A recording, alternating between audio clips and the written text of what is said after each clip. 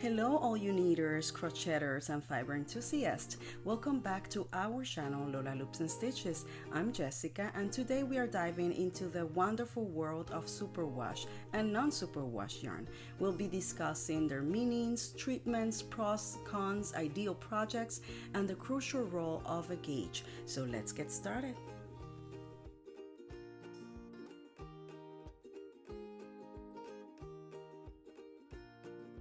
Take a look at these two yarns. This one is superwash wool and the other one is non-superwash. They might appear similar, but they differ in some significant ways. So how does this affect you as an artist? Let's discuss. Superwash or non-superwash wool, when they're in the natural state, they pass through the same steps. They're sheared, cleaned, carded, and spun into yarn. However, superwash undergoes an extra chemical treatment to remove the scales on the fiber, which makes it smooth and resistant to felting and shrinking when washed. Superwash wool is a popular choice due to its machine washability, making it ideal for pieces that need frequent washing. Its smooth finish yields well-defined stitches and rich, consistent color. It is hypoallergenic. Removing the scale can also reduce the chance of itching or scratching, making it a good option for those with sensitive skin.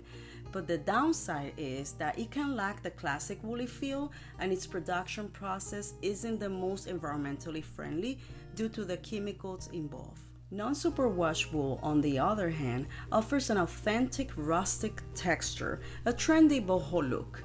The untreated fibers have a natural grip, ideal for structured patterns.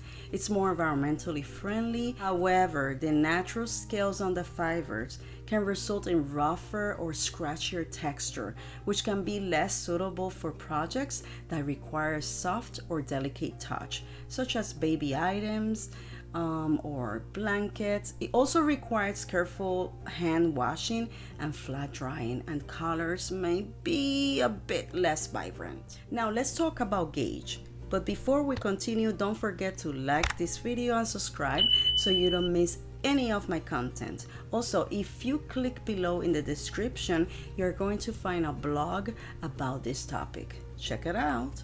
Okay, so the gauge is a crucial factor in your projects. Gauge is the number of stitches and rows per inch you get with your chosen yarn and needles or hook. It's vital to get the correct gauge to ensure your finished piece is the right size. You might be wondering why I jump into the gauge when we are talking about natural and processed yarn. Well, this is because superwash wool tends to grow or get bigger after washing. It loses elasticity. However, when dried in the dryer, it comes back to its shape. Non-superwash may shrink. So always make a gauge swatch and wash it in the way you intend to wash your finished piece. Both types have their ideal projects. Superwash is great for garments or items needing regular washing, like baby clothing or socks or hats. Non-superwash is best suited for detailed patterns and structured pieces, such as lace shawls or when you're going to crochet cables or knit cables. In any case, quality is key. Always buy from reputable yarn suppliers and make sure the yarn's feel, color, and weight suit your project. So there we have it. An in-depth look at superwash and non-superwash wool. It's all about personal preference and the project at hand.